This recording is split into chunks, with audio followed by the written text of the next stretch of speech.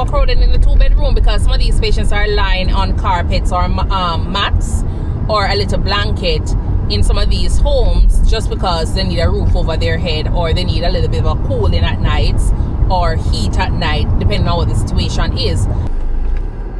All right, hi everyone, welcome to the channel. Thank you so much for tuning in to Think Nursing, where it's all about nursing, travel, and lifestyle. If you're new here, my name is Stacy. I am a nurse practitioner, or I'm a nurse, and I do house call visits. So poverty is very real and visible when it comes on to house call nurse practitioners. And why I say that is because we go in the homes of these patients and we experience what we see what they're going through on a daily basis. And a lot of times, you know, when you're working in the clinic, you're in the hospital, patients are coming to you, and we all know that when we're going out, we try to look our best, we try to put on that smile, we put on the best clothes, because we're giving an impression that is going to last. You want it to be known that you are doing good, regardless of how things are in our life. We tend to give the best impression of who we are, you understand, to the public.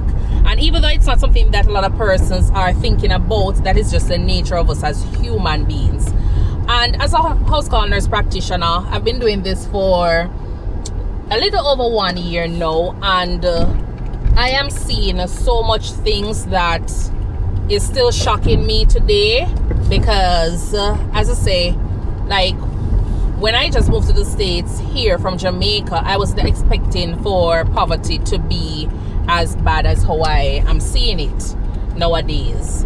And when I'm in the house call setting, the first thing that once you step into these patients' home, their environment, that's the first thing we're looking at, because we're there to assess the patient, but remember, we're looking at the patient as a whole. We're caring for the patient as a whole. And when I talk about the patient as a whole, I always say we're looking at the physical, the mental, the psychological aspect of the patient, how the patient is feeling emotionally.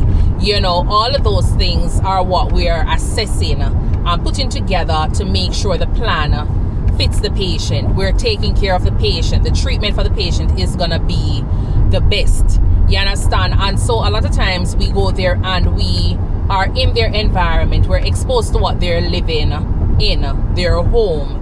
You understand? A lot of these persons, they lack basic essential items in their home. They're lacking food, they're lacking bed, they're lacking carpeting for persons who definitely need a carpet on their floor. You understand? Because we have some patients who are fall risk, and if them fall and drop down on some of these concrete floor or even some of these board floors, the trauma is going to be a little bit different, a little bit more significant, versus if they had carpeting on their floor, which kind of give them a little bit of a cushion, so it decreases, you know, the chance of them having a head bleed or anything like that. A lot of these patients are living in unsafe conditions.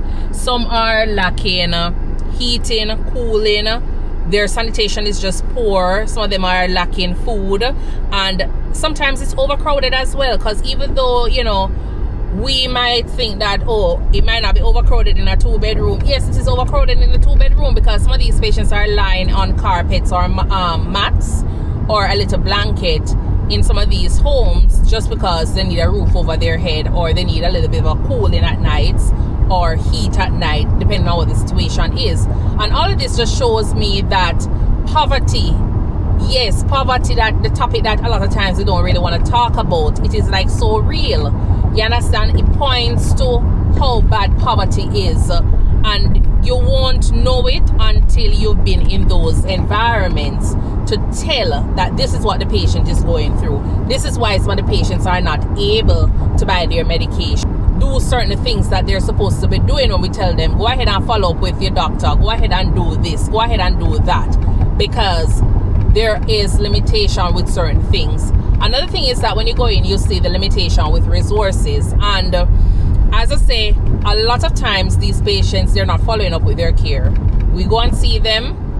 A lot of times they're supposed to be following up with their cardiologist, their nephrologist, you know, pulmonologist. They ain't following up with any. We're able to give them basically the basic treatment, but when we want somebody to go ahead and do additional testing, treatment for these patients, They're not able to do it because they're not able to afford certain things. Money is limited. When you're in the clinic, you give the patient a prescription and you tell the patient, go ahead and pick up the prescription. In your mind, you're thinking that the patient is going to be getting the medication. If you're not the kind of person that is going to the patient's home to see that, oh, they don't take the medication, or the bottle is empty from when, but yet still the patient will tell you blatantly that, yes, I'm taking my antihypertensive. And when you look, you're saying, but this bottle expired 1 year ago. Where's the medication that you're taking?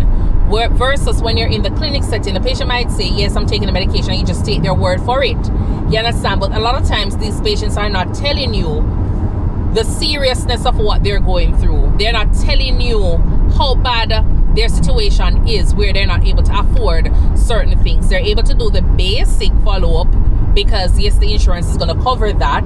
But outside of that, anything else that requires them to be paying any amount of money to get certain things done, they're not able to do it. Some of them are not able to get diapers. Some of them are not able to get incontinent pads. And all of this is because of the lack of resource or the limitations when it comes on to resources. A lot of patients will tell you that they need food. And even if you go and tell them you need this medication, they're going to be making that decision between whether or not they're supposed to be ordering food so they can eat it, or they're going to pay their rent, or they're going to pay their little fee to stay in this shelter or in this home, or they're going to be paying the to get the prescription. So there's so much decision when it comes on to these patients on whether or not they're going to take care of their health versus finding a roof over their head and getting food. They're not understanding what preventative management is all about, or preventative care is all about. When it comes on to nutrition, it's very poor as well. So they eat whatever it is that is available to them. So nobody's thinking about the fact that, you know, a lot of chips, you have so much salt on it, sodium on it, that is going to contribute to you, you know, having your blood pressure uncontrolled, or you having so much fluids being retained. And so a lot of times they find out that these patients, their outcome is so poor in comparison to other persons who are well educated, or not even well educated, but have the ability to access certain things in life. You understand? And so when you get into house call and you're working, you realize that a lot of the patients that you're seeing, their conditions are so advanced, but there's nothing you can do to help them a lot of times. You understand? Because if you're supposed to do the referrals and all, you're still not able to get them to those locations, because at the end of the day, limitations in terms of resources is their main concern. They're not able to access certain things because they're limited in funds, they're limited in, you know, when it comes on to getting a ride to go to a location, those are things that are not available to them. And so it's difficult for you to go ahead and manage those persons. A lot of these patients, you realize, will have issues with, you know, support system. They don't have it, they're lacking it. And so you realize that the anxiety, the depression, you know, the panic attacks are a little bit higher and greater in this population that I am seeing. As a provider, as I say, you know, a lot of times we become so frustrated because of the systemic barriers that are there that are preventing our patients from accessing the care or getting the care that they need. There are so many bureaucratic, there are so many red tapes that a lot of these patients having to deal with. There are so many long lists that are, you have so many wait lists that are so long for these patients in terms of them accessing certain things. When you talk about certain things like recertification, and there is a period that they are without the service, it tends to cause them to have relapse, or the symptoms if eventually get worse or return for some persons who have gotten to a point where they were improving. So you realize that there are so many things that are there that is contributing to why these patients are not improving in terms of their health. There are so many things that we are able to access, and there's so many things that we're able to provide these individuals. But I personally just feel that we could be doing more if there were not so many barriers that were preventing them. And as I say, these are more systemic barriers that are preventing these patients from getting the help that they need, you know. So a lot of times it is very emotionally challenging for me, and it is depressing, let's just say, a lot of times when I go out to see these patients, trying to get them the care that they need. But there's so many bridges, you know, there's so many vital role that bridges clinical care and social. There's just so many, so it's just depressing a lot of times when I go out and see these patients, because there's so many things we could be doing for these patients, but I'm not able to do it. Or if I do document that this is what I want, a lot of times it's not being done because, as I say, there are so many different things that are preventing our patients from accessing those care or getting the care that they need. And as I say, it's the low income patients, the patients who are at the lower class, the patients who are considered to be poor. Those are the ones I'm talking about, because when you look at the persons who do have insurance, their care, accessing certain things, the resources that is available to them is so much better, and so you realize that their health outcomes is better than the ones that do not have it. You can go ahead and leave your concerns down below or any questions, and if you feel like you want to add something, feel so free to do so as well. But this is just my take on poverty right now, seeing that I'm doing the house call and I am seeing where patients are living. I'm understanding a little bit about, you know, healthcare, what they have access to, what I can offer them, and in the end, my conclusion is these patients are just going to continue to be poor. Their health is just going to continue to decline.